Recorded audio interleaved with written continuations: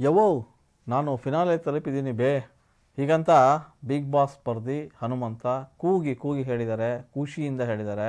ಅದನ್ನು ಕಂಡಂಥ ಅದನ್ನು ಕೇಳಿದಂಥ ಭಾಳಷ್ಟು ಫ್ಯಾನ್ಸ್ಗಳು ಕೂಡ ಸಂಭ್ರಮಿಸಿದ್ದಾರೆ. ಎಸ್, ಫಿನಾಲೆ ಇನ್ನೇನು ಕೆಲವೇ ದಿನಗಳಲ್ಲಿ ನಡೀತಾ ಇದೆ. ಬಿಗ್ ಬಾಸ್ ಅಂದ ತಕ್ಷಣ ನೆನಪಾಗೋದೆ ಸುದೀಪ್ ಸಾಕಷ್ಟು ಒಳ್ಳೆಯ ರೀತಿಯಲ್ಲಿ ಈ ಕಾರ್ಯಕ್ರಮನ ನಡೆಸ್ಕೊಟ್ಟಿದ್ದಾರೆ. ಇನ್ನೇನು ಬೆರಳೆಣಿಕೆ ದಿನಗಳು ಮಾತ್ರ ಬಿಗ್ ಬಾಸ್ ಅಂತ್ಯಕ್ಕೆ ದಿನಗಳು ಇವೆ. ಈ ನಡುವೆ ಬಿಗ್ ಬಾಸ್ ಮನೆಯಲ್ಲಿ ಒಂದು ಟಾಸ್ಕ್ ಇತ್ತು. ಟಾಸ್ಕ್ ಗೆದ್ದ ಬಳಿಕ ಒಂದಷ್ಟು ಸ್ಪರ್ಧಿಗಳಿಗೆ ಹೇಳಿದರು, ನೀವು ಫಿನಾಲೆ ತಲುಪಿದ್ದನ್ನು ಜೋರಾಗಿ ಹೋಗಿ ಹೇಳ್ಬೋದು ಅಂತ ಹೇಳ್ಕೊಂಡಿದ್ರು. ಎಲ್ಲರೂ ಕೂಡ ತಮ್ಮದೇ ಶೈಲಿಯಲ್ಲಿ ಬಿಗ್ ಬಾಸ್ ತಲುಪಿರುವ ಖುಷಿಯನ್ನು ಕೂಡ ಅದು ಹೇಳಿ ಹಂಚ್ಕೊಂಡ್ರು.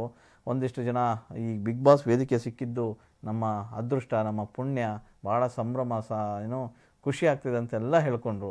ಆದರೆ ಹನುಮಂತು ತನ್ನದೇ ಆದ ಶೈಲಿಯಲ್ಲಿ ಹೇಳ್ಕೊಂಡಿದ್ದು ಹೀಗೆ, ಯವೋ ನಾನು ಫಿನಾಲೆ ತಲುಪಿದ್ದೀನಿ ಬೇ, ಈ ಸಲ ಕಪ್ಪು ನಮ್ಮದೇ ಅಂತ ಹೇಳ್ತಾ ತುಂಬ ಭಾವುಕರಾದರು. ಅಷ್ಟೇ ಅಲ್ಲ, ಹೇಳುವ ಮೂಲಕ ಅವರ ತಾಯಿಗೂ ಕೂಡ ಒಂದು ಭಾವುಕ ಸಂದೇಶವನ್ನು ಅವರು ನೀಡಿದ್ದಾರೆ ಅಂತಲೇ ಹೇಳ್ಬೋದು. ಸೊ ಹಾಗೆ ನೋಡಿದ್ರೆ ವೈಲ್ಡ್ ಎಂಟ್ರಿ ಪಡೆದಂಥ ಹನುಮಂತು ಸಾಕಷ್ಟು ಚಮತ್ಕಾರವಾಗಿ ಬಿಗ್ ಬಾಸ್ನಲ್ಲಿ ಆಟ ಆಡಿದ್ರು. ಅದಾದ ಬಳಿಕ ವಾರ ಎಲಿಮಿನೇಷನ್ ಬಂದಾಗಲೂ ಕೂಡ ಸೇಫ್ ಆಗ್ತಾ ಹೋದರು ಹನುಮಂತು. ಭಾಳಷ್ಟು ಜನ ಹನುಮಂತ ಪರ ಬ್ಯಾಟಿಂಗ್ ಬೀಸಿದರು. ಒಳಗಡೆ ಹನುಮಂತ ತುಂಬ ಮುಗ್ಧ, ಅವನಿಗೇನು ಗೊತ್ತು ಅಂತ ಅಂದ್ಕೊಂಡಿದ್ರು. ಆದರೆ ಹನುಮಂತ ಮುಗ್ಧ ನಿಜ, ಆದರೆ ಅತಿ ಬುದ್ಧಿವಂತ ಅನ್ನೋದನ್ನು ತೋರಿಸ್ಕೊಟ್ರು. ಸೊ ತನ್ನ ದೋಸ್ತ ಅಂತ ಧನ್ರಾಜ್ ಅವರನ್ನೇ ಬಿಡಲಿಲ್ಲ. ನೀಟಾಗಿ ಅವ್ರ ಜೊತೆಗೆ ಆಟ ಆಡೋ ಮೂಲಕ ಅವ್ರನ್ನೇ ನಾಮಿನೇಟ್ ಮಾಡುವ ಹಂತಕ್ಕೂ ಕೂಡ ಹನುಮಂತ ಬಂದ. ಹಾಗಾಗಿ ಅವ್ರನ್ನ ಮುಗ್ಧ ಅಂತ ಅನ್ನೋದಕ್ಕಿಂತ ಬುದ್ಧಿವಂತ ಅಂತಲೇ ಹೇಳ್ಬೋದು. ಹನುಮಂತು ಸದ್ಯಕ್ಕೆ ಈಗ ಗೆಲ್ಲುವ ನಿರೀಕ್ಷೆಯಲ್ಲಿದ್ದಾರೆ. ನಿಜ ಹೇಳಬೇಕಂದ್ರೆ ಹನುಮಂತು ಏನಾದರೂ ಈ ಫಿನಾಲೆಯಲ್ಲಿ ಕಪ್ ಗೆದ್ದರೆ, ಅವರೇನಾದರೂ ಬಿಗ್ ಬಾಸ್ ಅನ್ಸ್ಕೊಂಡ್ರೆ ನಿಜಕ್ಕೂ ಅವರು ಆರ್ಥಿಕವಾಗಿ ಕೂಡ ತುಂಬ ಒಳ್ಳೆಯದಾಗುತ್ತೆ. ಅಂದರೆ ಹಿಂದೆ ಎಲ್ಲೋ ಒಂದು ಕಡೆಗೆ ಹೇಳ್ಕೊಂಡಿದ್ರು, ನನಗೆ ಈ ಬಿಗ್ ಬಾಸ್ ವೇದಿಕೆ ಒಂದು ಅವಕಾಶ ಕೊಟ್ಟಿದೆ, ಈ ಅವಕಾಶನ ನಾನು ತುಂಬ ಚೆನ್ನಾಗಿ ಬಳಸ್ಕೊಳ್ತೀನಿ.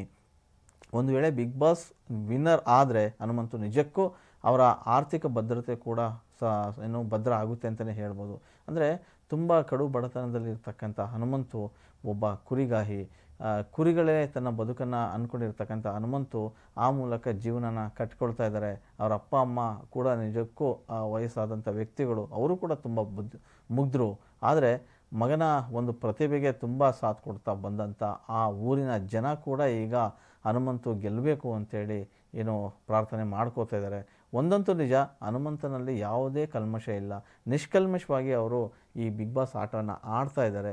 ಬಿಗ್ ಬಾಸ್ ಮೂಲಕ ತಾನು ಕಪ್ ಗೆದ್ದು ಇನ್ನೊಂದು ವಿಷಯವನ್ನು ಕೂಡ ಪ್ರಕಟಿಸಿದ್ದಾರೆ. ಏನು ಅಂತಂತಂದರೆ, ಅದು ಅವರ ದೋಸ್ತ ಏನಿದ್ದ ಧನ್ರಾಜ್ ಅವ್ರ ಜೊತೆ ಒಂದು ಮಾತಾಡುವಾಗ ಒಂದು ಸನ್ನಿವೇಶದಲ್ಲಿ ಹೇಳ್ತಾರೆ, ನಾನು ಈ ಬಿಗ್ ಬಾಸ್ ಕಪ್ ಏನಾದರೂ ಗೆದ್ದರೆ ನಾನು ನೇರ ನನ್ನ ಅತ್ತೆ ಮನೆಗೆ ಹೋಗಿ ಮಗಳನ್ನ ಕೊಡಿ ಅಂತ ನಾನು ಕೇಳ್ತೀನಿ ಅಂತ.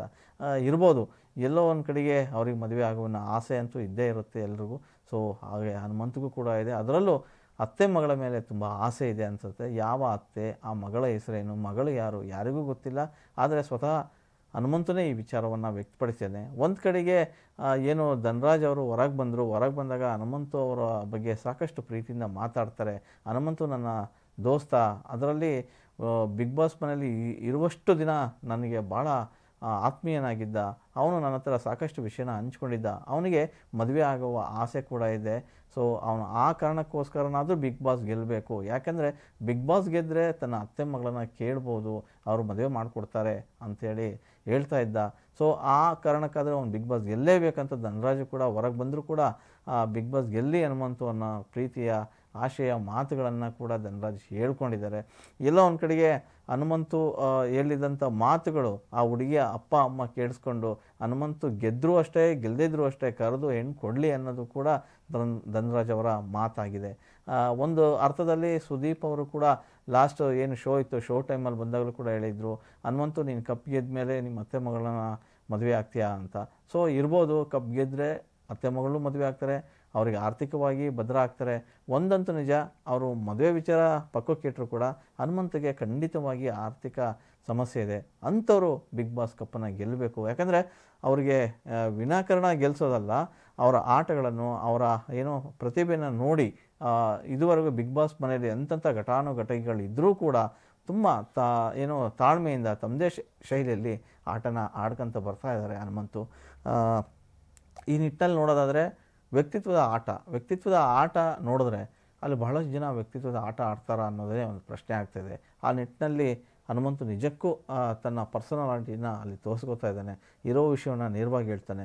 ನಿಷ್ಠುರ ಆದರೂ ಪರವಾಗಿಲ್ಲ, ಆದರೂ ಕೂಡ ಯಾರ್ದು ಸರಿ ಯಾರ್ದು ತಪ್ಪು ಅನ್ನೋದನ್ನು ಹೇಳುವ ಮೂಲಕ ತಾನು ಪ್ರಾಮಾಣಿಕ ಅನ್ನೋದನ್ನು ಕೂಡ ಈಗ ಆಲ್ರೆಡಿ ಪ್ರೂವ್ ಮಾಡಿದ್ದಾನೆ. ಆ ನಿಟ್ಟಿನಲ್ಲಿ ಅವರೀಗ ಬಿಗ್ ಬಾಸ್ ಫಿನಾಲೆಗೆ ತಲುಪಿದ್ದಾರೆ. ಸದ್ಯ ಇರತಕ್ಕಂಥ ಸ್ಪರ್ಧಿಗಳ ನಡುವೆ ಭಾಳ ಪೈಪೋಟಿ ಇದೆ. ಈ ಮಧ್ಯ ಇನ್ನು 1-2 ದಿನಗಳಲ್ಲಿ ಮತ್ತೆ ಹೊರಗೆ ಒಂದಿಷ್ಟು ಸ್ಪರ್ಧಿಗಳು ಬರ್ತಾರೆ. ಕೊನೆಗೆ ಯಾರು ಉಳಿತಾರೆ ಗೊತ್ತಿಲ್ಲ. ಆದರೆ ಹನುಮಂತು ಇರಬೇಕು ಅನ್ನೋದು ಬಹಳ ಜನರ ಆಸೆ. ಹನುಮಂತಿಗೂ ಕೂಡ ಈ ಹಿಂದೆ ಕೂಡ ಆ ಆಸೆ ಇರಲಿಲ್ಲ. ಎಲ್ಲಿವರೆಗೂ ಇರ್ತೀನೋ ಗೊತ್ತಿಲ್ಲ, ಇರೋ ತನಕ ಚೆನ್ನಾಗಿ ಆಡ್ತೀನಿ ಅಂತ ಹೇಳ್ತಾಯಿದ್ರು. ಈಗ ಯಾವಾಗ ಹತ್ರ ಬರ್ತಾ ಇದೆ ದಿನಗಳು, ಫಿನಾಲೆಗೆ ನಾನು ಬಂದಿದ್ದೀನಿ, ಸೊ ಇಲ್ಲಿವರೆಗೂ ಬಂದಿದ್ದೀನಿ, ಕಪ್ ಗೆತ್ಕೊಂಡೇ ಹೋಗ್ಬೇಕು ಅನ್ನೋ ಆಸೆ ಕೂಡ ಅವರಿಗೆ ಚಿಗುರು ಹೊಡೆದಿದೆ. ಸೊ ಆಸೆಗೆ ಭಾಳಷ್ಟು ಜನ ನೀರು ಕೂಡ ಸುರಿತಾ ಇದ್ದಾರೆ. ಅದು ಬೆಳಿಬೇಕು, ಆಸೆ ಈಡೇರಬೇಕು ಅನ್ನೋದು ಭಾಳಷ್ಟು ಅವರ ಫ್ಯಾನ್ಸ್ಗಳ ಒತ್ತಾಯ ಕೂಡ ಆಗಿದೆ. ಈಗಾಗಲೇ ಉತ್ತರ ಕರ್ನಾಟಕದಲ್ಲಿ ತಮ್ಮ ಭಾಗದ ಹುಡುಗ ಬಿಗ್ ಬಾಸ್ ಗೆಲ್ಲಬೇಕು ಅಂತೇಳಿ ಒಂದು ಆಂದೋಲನನೇ ಶುರುವಾಗಿದೆ. ಸೊ ಈ ನಿಟ್ಟಿನಲ್ಲಿ ನೋಡಿದ್ರೆ ಉಗ್ರಂ ಮಂಜು ಕೂಡ ಸಾಕಷ್ಟು ಪೈಪೋಟಿ ಕೊಡ್ತಾ ಇದ್ದಾರೆ. ಅತ್ತ ಭವ್ಯ ಇದ್ದಾರೆ, ಇನ್ನೊಂದು ಕಡೆಗೆ ರಜತ್ ಇದ್ದಾರೆ, ತ್ರಿವಿಕ್ರಮ್ ಕೂಡ ಇದ್ದಾರೆ, ಮೋಕ್ಷಿತ ಕೂಡ ತಾನು ಏನು ಹಿಂದೆ ಇಲ್ಲ ಅನ್ನೋ ರೀತಿಯಲ್ಲಿ ಆಟ ಆಡ್ತಾ ಇದ್ದಾರೆ. ಸೊ ಇಷ್ಟು ಜನರಲ್ಲಿ ಹನುಮಂತು ಎಲ್ಲರೂ ಹಿಂದಿಕ್ಕಿ ಬಿಗ್ ಬಾಸ್ ಕಪ್ಪನ್ನು ಗೆಲ್ತಾನ ಇಲ್ಲೋ ಅನ್ನೋದನ್ನು ಕಾದು ನೋಡಬೇಕಾಗಿದೆ.